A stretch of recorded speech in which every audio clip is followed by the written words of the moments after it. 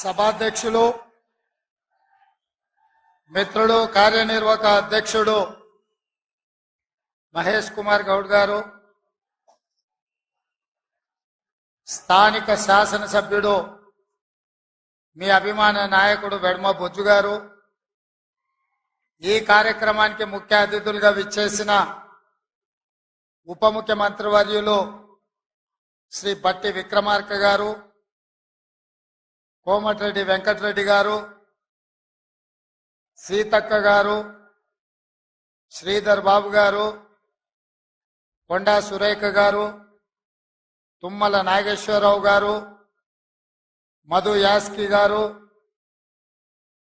మిగతా చాలా మంది పెద్దలు, అదేవిధంగా శాసనసభ్యులు, శాసన మండలి సభ్యులు,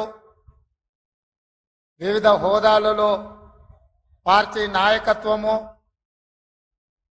జిల్లా పార్టీ అధ్యక్షులు, మండల పార్టీ అధ్యక్షులు, గ్రామ శాఖ అధ్యక్షులు, ప్రాణ సమానులైన పార్టీ కార్యకర్తలందరికీ కూడా హృదయపూర్వకంగా నమస్కారాలు.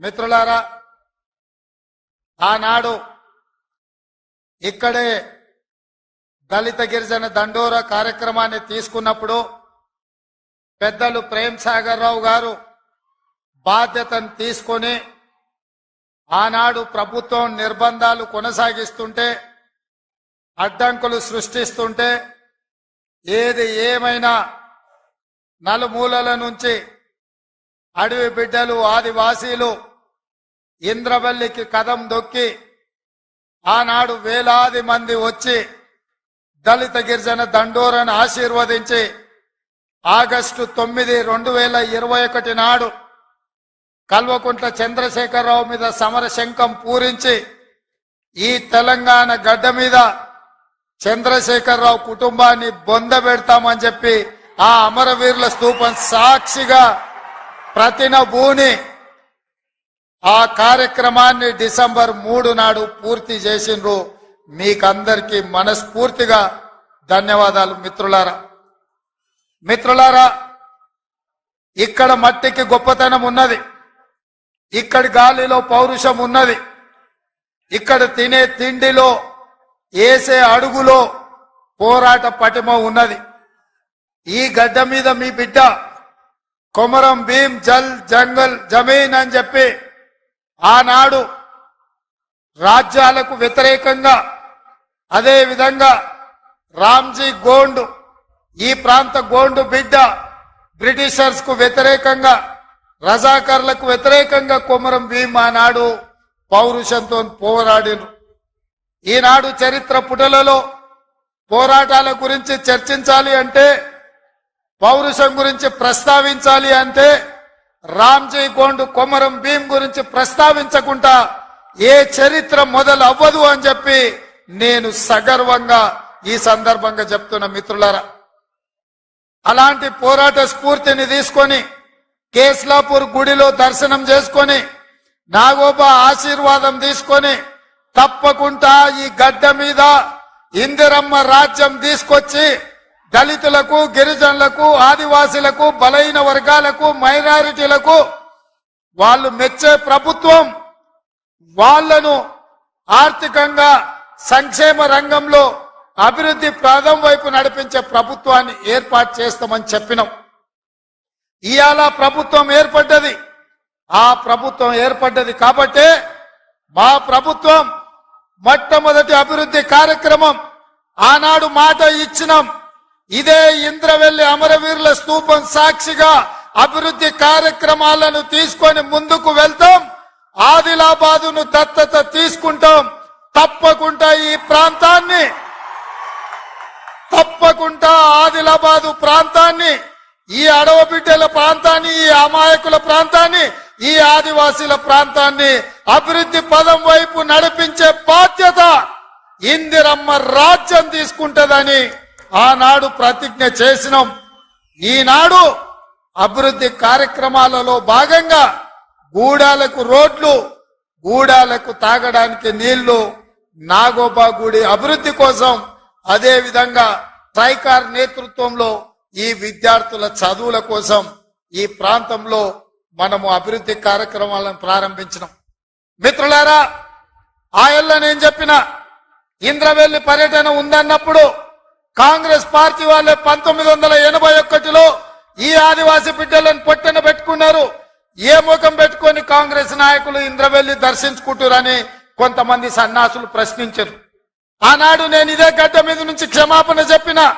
ఉమ్మడి రాష్ట్రంలో సమైక్య పాలనలో సీమాంధ్ర పాలకులు తెలంగాణ బిడ్డలను, ఆదివాసీ బిడ్డలను, అడవి బిడ్డలను తుపాకీ తూటాలతో నేలకు వరుగుతుంటే, వాళ్ళ రక్తం చిందుతుంటే నిస్సహాయులమై సమైక్య పాలనలో చేతులు కట్టుకొని కూర్చున్నారు కొందరు. అది జరిగింది తప్పు. తప్పు జరిగినందుకు మన్నించండి. మా ఇందిరమ్మ రాజ్యంలో ఆదివాసీ బిడ్డలను ఆదుకుంటాం, తప్పకుండా కుటుంబాలను హక్కున చేర్చుకుంటాం, గుండెల్లో పెట్టి చూసుకుంటామని ఆ ఎల్ల మాటిచ్చినాం.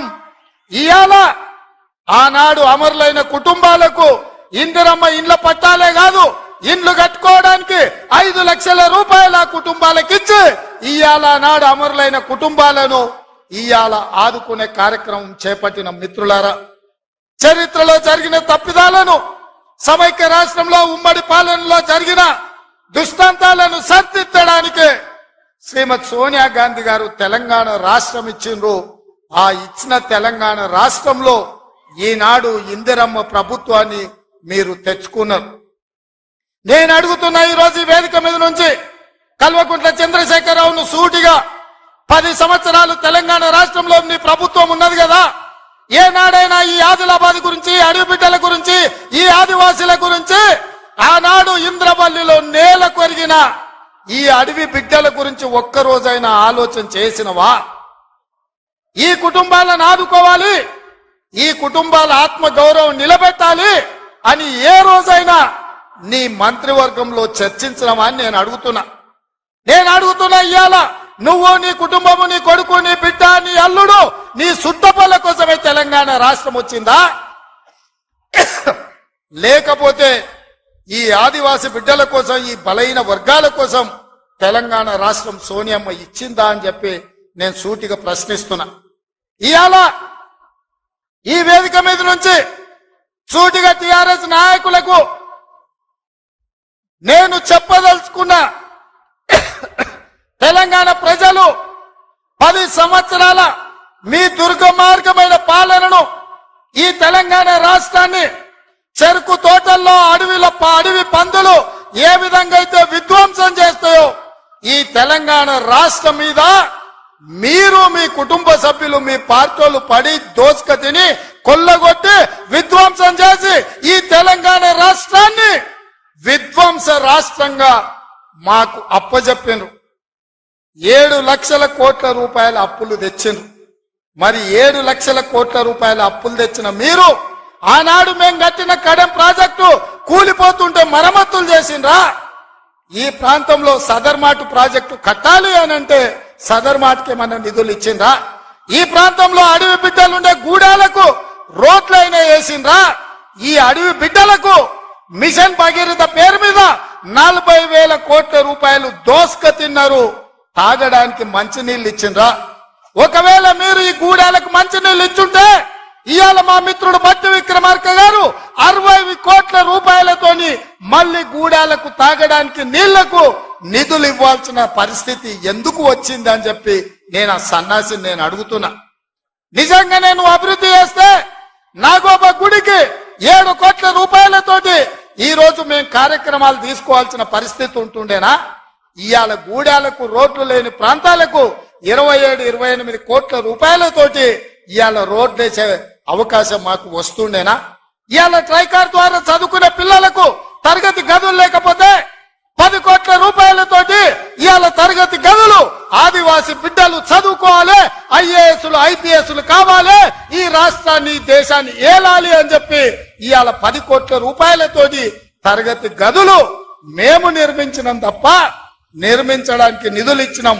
ఒక్క రోజైనా ఈ బిడ్డల కోసం నువ్వు సమీక్ష చేసినావా అని నేను అడుగుతున్నా. ఎంతసేపు నీ బిడ్డలు, ఎంతసేపు నీ దోపిడి, ఎంతసేపు నీ ఫామ్ హౌసులు కట్టుకోవాలన్న ఆలోచన తప్ప నీ కొడుకుకో బిడ్డకో ఉద్యోగాలు ఇవ్వాలి, పదవులు ఇవ్వాలి, ప్రజలు బండకేసి కొడితే మళ్ళీ శాసన మండలి సభ్యత్వం నీ బిడ్డకు కవితకిచ్చినవు తప్ప తెలంగాణ ఆడబిడ్డలకు చదువుకున్న పిల్లలకు ఉద్యోగాలు ఇచ్చినవా అని నేను అడుగుతున్నా. నువ్వు ఉద్యోగాలు ఇవ్వక 10 సంవత్సరాలు స్టాఫ్ నర్సులు నియమించక నువ్వు నిర్లక్ష్యం చేసిన కాబట్టే మొన్న మా దామోదర్ రాజ నరసింహ గారు వైద్య ఆరోగ్య శాఖ ద్వారా ఎల్బీ స్టేడియంలో 7,000 మంది ఆడబిడ్డలకు స్టాఫ్ నర్సు ఉద్యోగాలు మేమొచ్చి ఉద్యోగాలు ఇచ్చినాం. నీ బిడ్డను నిజామాబాద్ ఎంపీల బండకేసి కొడితే తండ్రిగా నీకు దుఃఖం పొంగుకొచ్చింది. నీ బిడ్డకెంబడే శాసన మండలిలో మళ్ళీ పదవి ఇచ్చినవు గాని గా ఆడబిడ్డలకు స్టాఫ్ నర్సు ఉద్యోగాలు ఇచ్చినవా? గది నీ నీతి, నీ జాతి. మరి మేము 7,000 ఉద్యోగాలు స్టాఫ్ నర్సులు ఇచ్చినాం. ఇవాళ నీ అల్లుని నీ కొడుకుని మంత్రిని చేసుకున్నాం. కానిస్టేబుల్ ఉద్యోగాలు 15,000 ఉద్యోగాలు భర్తీ చేయక ఆకాశంలో వేలాడుతున్నట్టు త్రిశంకు స్వర్గంలో నిరుద్యోగ యువకులు ఉంటే కోర్టులో కేసు ఉంటే నువ్వేమైనా పరిష్కరించినావా అని నేను అడుగుతున్నా. అందుకే మేము వచ్చిన ఎంబడే హోంశాఖ నా దగ్గరనే ఉంది. డీజీపీని ఇతర అధికారులను పిలిచి సమీక్షించి వేలాది మంది నిరుద్యోగ యువకులు ఈ రోజు నిరుద్యోగులుగా అమీర్పేటలో లేకపోతే అశోక్ నగర్ చౌరస్తాల్లో దిల్సు నగర్ చౌరస్తాల్లో ఇంటికెళ్లి తల్లిదండ్రులకు మొహం చూయించుకోలేక నిస్సారంగా జీవితం గడుపుతున్నారు.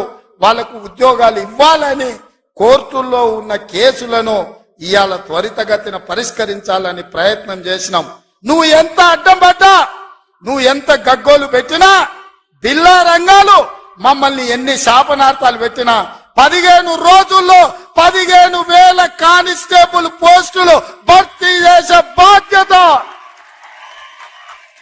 15 రోజుల్లో 15,000 కానిస్టేబుల్ పోస్టులు భర్తీ చేసే బాధ్యత మా మంత్రివర్గం తీసుకుంటుంది. మాది బాధ్యత అని చెప్పి నేను ఈ వేదిక మీద నుంచి మాట ఇస్తున్న మిత్రులారా.